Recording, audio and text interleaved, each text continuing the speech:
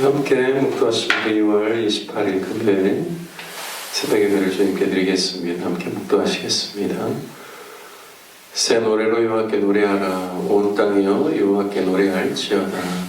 여호와께 노래하여 그의 이름을 송축하며 그의 구원을 날마다 전파할지어다.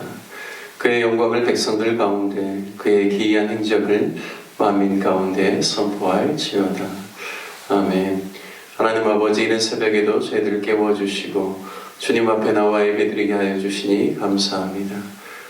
우리에게 구원을 베풀어 주시는 하나님의 놀라운 역사를 바라보며 늘 주님을 찬송하고 또 주님을 경배할 수 있는 저희들 될 수 있도록 인도하여 주옵소서.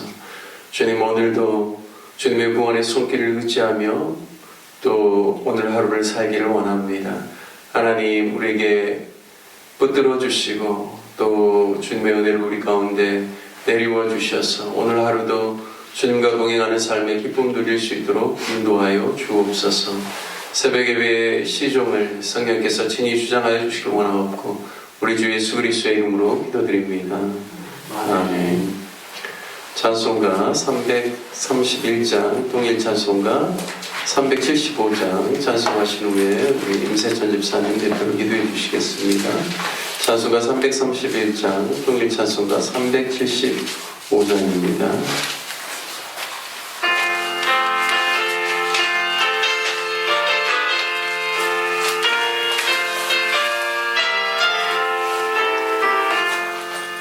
영광을 받으신 만유의 주여, 우리가 명령을 따르리라.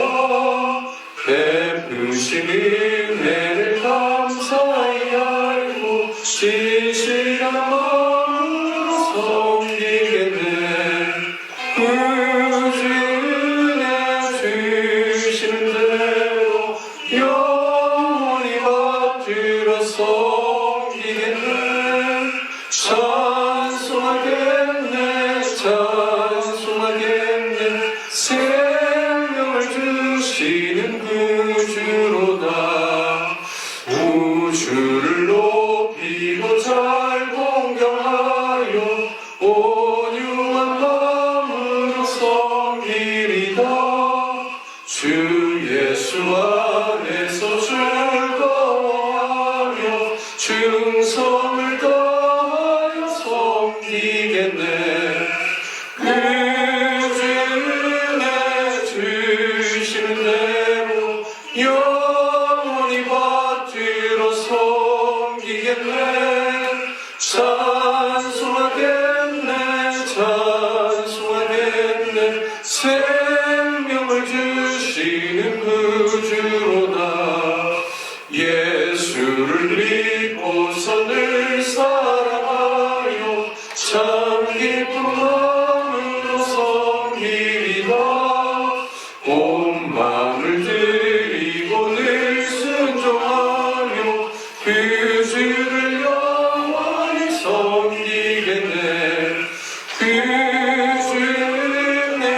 주의 주시는 대로 영원히 받들어 섬기겠네. 찬송하겠네, 찬송하겠네. 생명을 주시는 그 주로다.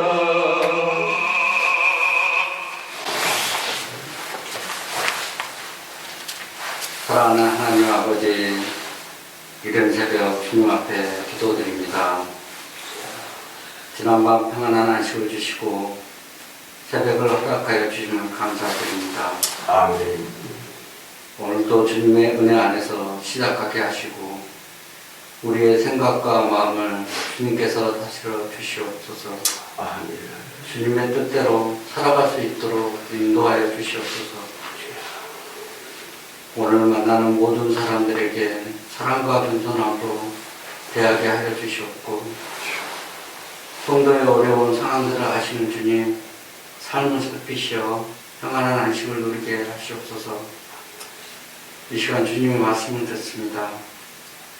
오늘 하루도 주님의 말씀 안에서 힘을 얻고 주님의 사랑 안에서 평안함을 누리게 하시옵소서. 아멘. 예수님의 이름으로 기도드립니다. 아멘. 이런 새벽에 주님 앞에 나와 예배드리시는 우리 모든 귀한 성도님들 가운데 하나님의 은혜가 충만한 귀한 하루의 삶을 사시기를 주님의 이름으로 축복합니다. 아멘. 함께 같이 나누실 말씀 출애굽기 22장 말씀입니다. 출애굽기 22장 1절에서 31절까지 저와 여러분이 한 절씩 교독하겠습니다. 사람이 소나 양을 도둑질하여 잡거나 팔면 그는 소 한 마리에 소 5마리로 갚고 양 한 마리에 양 4마리로 갚을지니라. 도둑이 뚫고 들어오는 것을 보고 그를 쳐 죽이면 피 흘린 죄가 없으나 해 돋은 후에는 피 흘린 죄가 있으리라. 도둑은 반드시 배상할 것이나 배상할 것이 없으면 그 몸을 팔아 그 도둑질하는 것을 배상할 것이요. 도둑질하는 것이 손에 있으면 소망이나 갑질을 배상하시며 사람이 밭에서나 포도원에서 짐승을 먹이다가 자기 짐승을 놓아 남의 밭에서 먹게 하면 자기 밭에 가장 좋은 것과 자기 포도원에 가장 좋은 것으로 배상할지니라. 소리 나서 낯가리나 못하시리라. 저는 태우면 물러오다가 반드시 배상하시리라. 사람이 돈이나 물품을 이웃에게 맡겨 지키게 하였다가 그 이웃집에서 도둑을 맞았는데 그 도둑이 잡히면 갑절을 배상할 것이요. 도둑이 잡히지 아니하면 그 집 주인이 재판장 앞에 가서 자기가 그 이웃의 물품에 손댄 여부의 조사를 받을 것이며 어떤 잃은 물건 즉 소나 낙이나 양이나 의복이나 다른 잃은 물건에 대하여 어떤 사람이 이르기를 이것이 그것이라 하면 양편이 재판장 앞에 나갈 것이요 재판장이 죄 있다고 하는 자가 그 상대편에게 갑절을 배상할지니라. 사람이 낙이나 소나 양이나 다른 짐승을 이웃에게 맡겨 지키게 하였다가 죽거나 상하거나 끌려가도 본 사람이 없으면 두 사람 사이에 맡은 자가 이웃의 것에 손을 대지 아니하였다고 여호와께 맹세할 것이요 그 임자는 그대로 믿을 것이며 그 사람은 배상하지 아니하려니와 만일 자기에게서 도둑 맞았으면 그 임자에게 배상할 것이며 만일 찢겼으면 그것을 가져다가 증언할 것이요 그 찢긴 것에 대하여 배상하지 아니할지니라. 만일 이웃에게 빌려온 것이 그 임자가 함께 있지 아니할 때 상하거나 죽으면 반드시 배상하려니와 그 임자가 그것과 함께 있었으면 배상하지 아니할지니라. 만일 새 낸 것이면 새로 족하니라. 사람이 정언하지 아니하신 일을 깨어 동침하였으면 빈대를 들여 안으로 담으시오. 만일 천의 아버지가 딸을 그에게 주기를 거절하면 그는 처녀에게 납세금으로 돈을 낼지니라.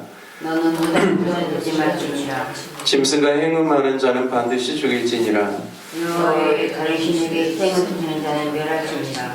너는 이방 나그네를 압제하지 말며 그들을 학대하지 말라. 너희도 애국 땅에서 나그네였음이니라. 너는 가고나 과를 해롭게 하지 말라. 내가 만일 그들을 해롭게 함으로 그들이 내게 부르짖으면 내가 반드시 그 부르짖음을 들으리라. 나의 누가 맹렬함으로 내가 칼로 너희를 죽이리니 내 아내는 가고가 되고 내 자녀는 고아가 되리라. 내가 만일 너와 함께한 내 백성 중에서 가난한 자에게 돈을 구워주면 너는 그에게 채권자같이 하지 말며 이자를 받지 말 것이며 내가 만일 용서 없어 신당하거든 해가 되기 전에 그에게 돌려보내라. 그것이 유일한 옷이라. 그것이 그의 알몸을 가릴 옷인지 그가 무엇을 입고 자겠느냐. 그가 내게 부르짖으면 내가 들으리니 나는 자비로운 자임이니라. 너는 재판장을 모독하지 말며 백성의 지도자를 저주하지 말지니라. 너는 내가 추수한 것과 내가 짜낸 집을 바치기를 더디하지 말지며 내 처음 난 아들들을 내게 줄지며 내 소와 양도 그와 함께 같이 하되 이래 동안 어미와 함께 있게 하다가 여드레 만에 내게 줄지니라. 너희는 내게 거룩한 사람이 될지니 그래서 짐승에게 찢긴 동물의 고기를 먹지 말고 그것을 개에게 줄지니라. 아멘. 오늘 출애굽기 22장 말씀을 통해서 거룩함을 위한 책임이라는 제목으로 말씀을 나누겠습니다. 오늘 출애굽기 22장은 시내산에서 하나님께서 율법을 수요하시는 그런 내용 중에서 도둑에 관련된, 도둑질에 관련된 규례와 배상에 대한 내용들을 주로 다루고 있습니다. 1절 말씀에 보면 사람이 소나 양을 도둑질하여 그 가축을 잡아서 먹거나 아니면 누군가에게 팔아버려서 도둑맞은 가축을 도저히 찾지 못하는 상황 속에서 도둑이 잡히게 되면 소 한 마리에 5마리, 양 한 마리에 4마리로 갚으라고 말씀합니다. 그러니까 상황이 어떤 상황이냐면 도둑이 거의 완전 범죄처럼 소나 양이나 이런 것을 가축을 잡아다가 잡아먹어버렸다는 거죠. 그리고 안 그러면 주변에 있는 사람들에게 팔아버렸어요. 그러니까 참 찾기가 쉽지 않은 상황인데 그러한 상황 속에서 이제 그 도둑이 잡히게 되면 그 도둑은 반드시 소 한 마리에 5배, 양 한 마리에 4배로 갚으라는 것입니다.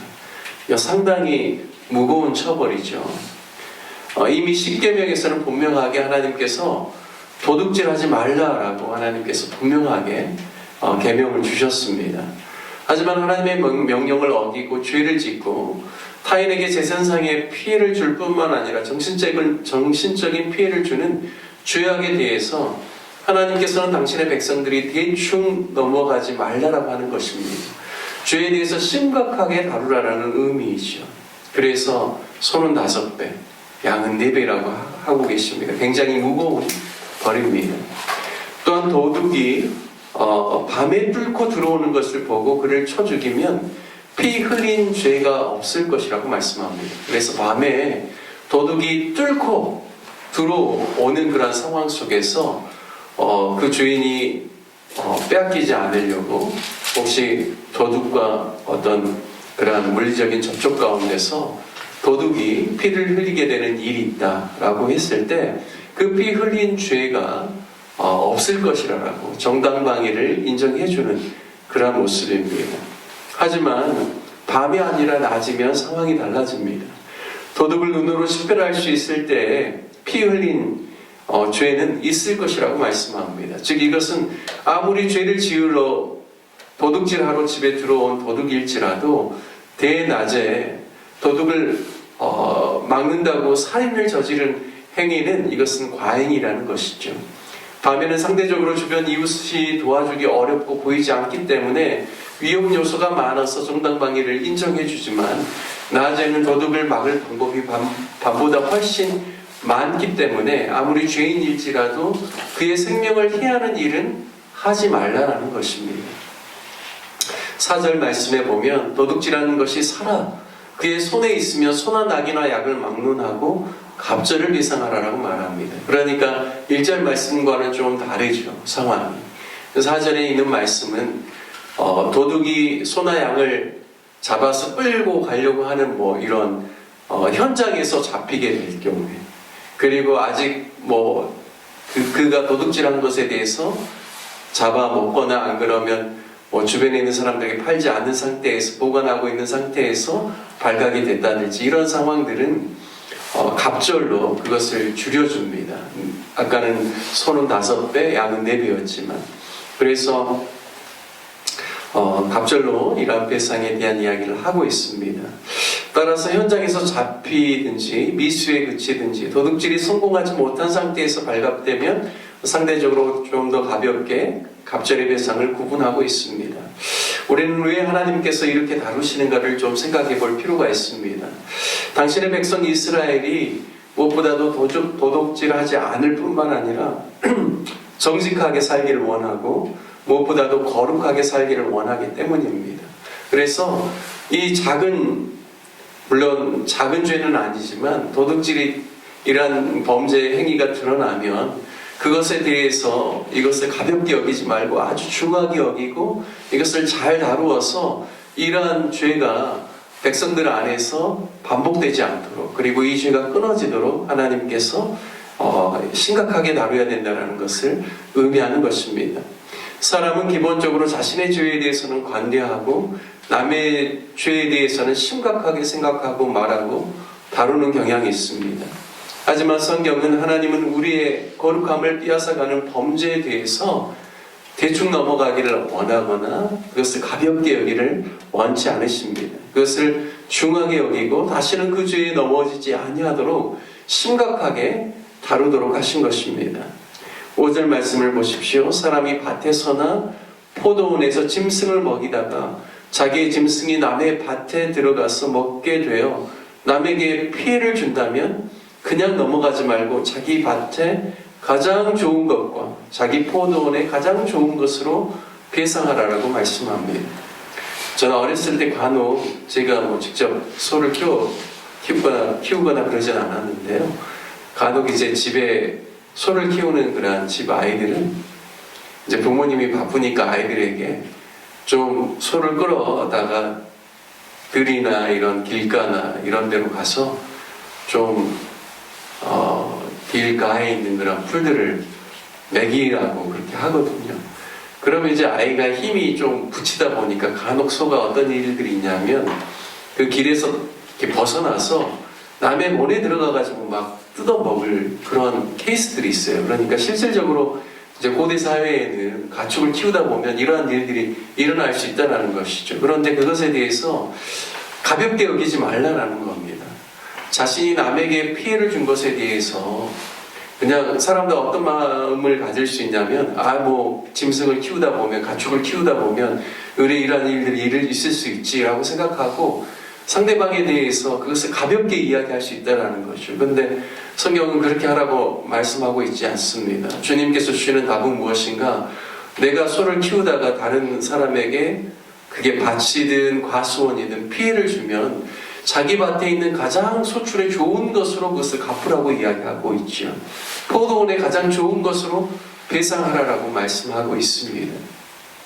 따라서 하나님께서 그냥 자기 자신의 잘못에 대해서는 관대하고 남의 잘못에 대해서는 굉장히 심각하게 생각하는 우리 인간의 그 죄악된 본성을 아시는 하나님께서 자신의 잘못에 대해서는 관대하지 말고 오히려 자신이 베풀 수 있는 최선의 것으로 그것을 배상하라는 것을 말씀하고 있습니다.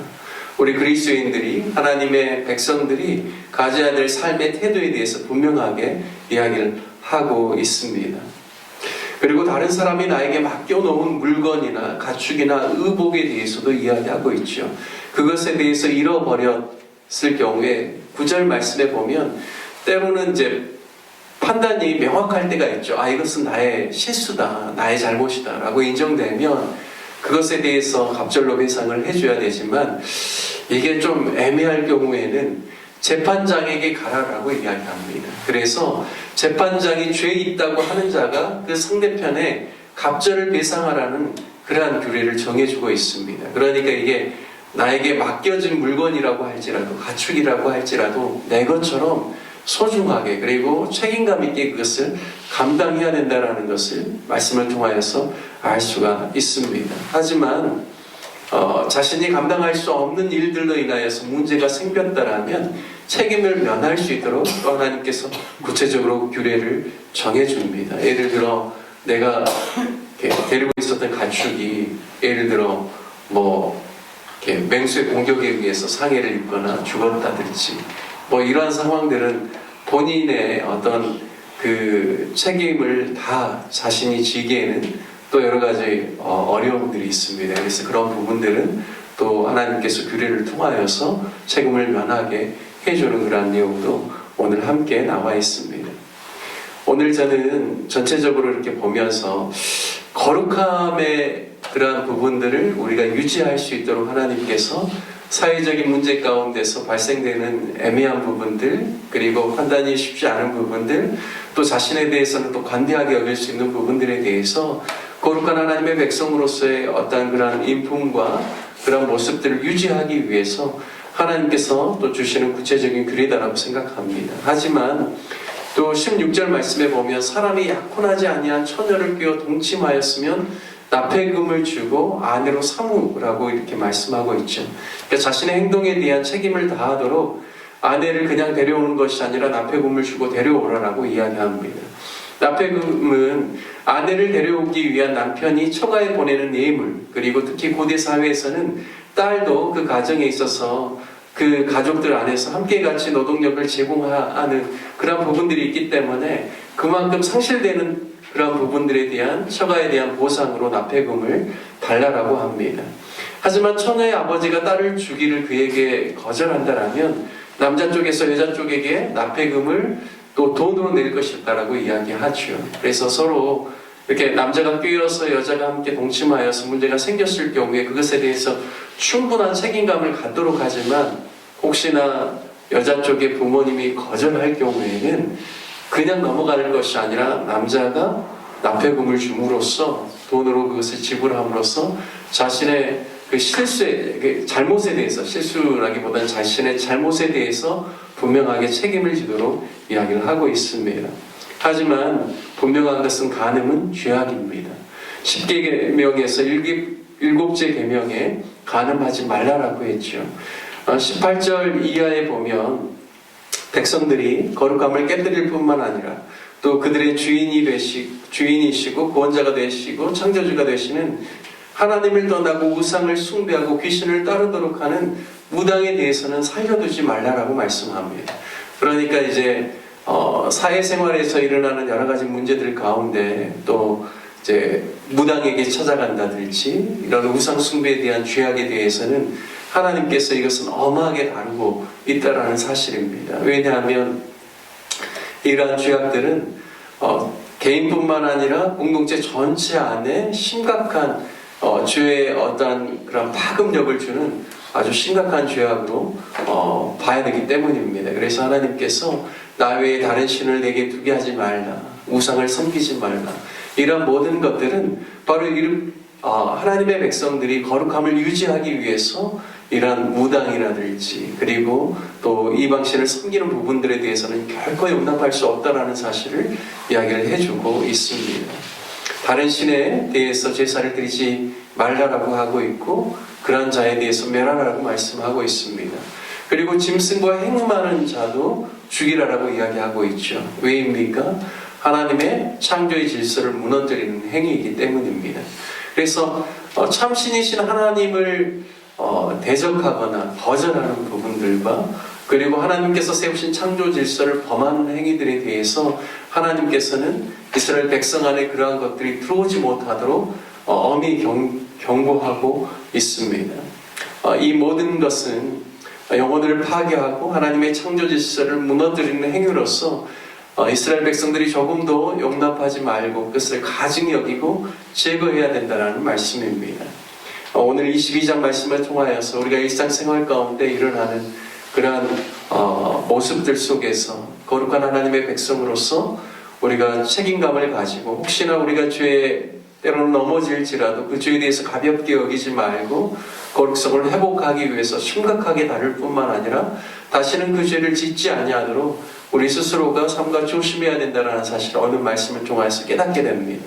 하지만 하나님의 창조 질서에 위배되는 행위에 대해서는 단호하게 거절하고 또 하나님이 아닌 다른 신이라든지 또 우상 숭배에 관련된 부분들에 대해서는 조금도 우리 안에 틈타지 못하도록 이것은 정말 심각하게 다루고 경계해야 된다는 사실을 오늘 말씀을 통해서 깨닫게 됩니다. 그래서 저와 여러분이 하나님의 거룩한 백성으로서 우리 자신의 연약함이나 죄에 대해서는 심각하게 다루고 하지만 다른 사람에 대해서는 늘 긍휼로 다룰 뿐만 아니라 또 하나님의 그러한 창조의 질서를 무너뜨리는 행위에 대해서는 우리가 늘 신앙을 지키기 위해서 거절할 수 있는 하나님의 그러한 사람들 되시기를 주님의 이름으로 축복합니다. 함께 같이 말씀 적용하며 기도하기를 원합니다. 함께 기도하실 때 주님의 거룩한 백성으로서 늘 소임을 다하며 주에 대해서 단호히 거절하며 사단의 유혹을 물리치고 하나님은 우리에게 맡기신 사람들에 대해서는 늘 사랑과 긍휼함으로 대하며 하나님의 성품을, 거룩한 하나님의 성품을 세상에 나타내는 사람들이 되게 해달라고 함께 기도합시다. 또한 우리 교회를 위해서 기도할 때는 교회 주변에 가난하고 소외된 주민들이 있습니다. 또 외국인들이 있습니다. 우리 로뎀나무 교회가 그러한 분들을 돕고 섬기고 세우고 또 정말 하나님의 복음의 말씀 가운데서 회복되어지고 또 선교 사역이 일어날 수 있기를 위해서 기도해 주시길 바라겠습니다. 우리가 협력하는 선교사님들을 위해서 기도해 주시고 환우들을 위해서 기도해 주시고 또 목포시의 복음화와 대한민국 유전자들을 위해서 함께 기도하는 시간 갖도록 하겠습니다. 우리 다 같이 주님의 이름 한번 부르시며 함께 기도하겠습니다.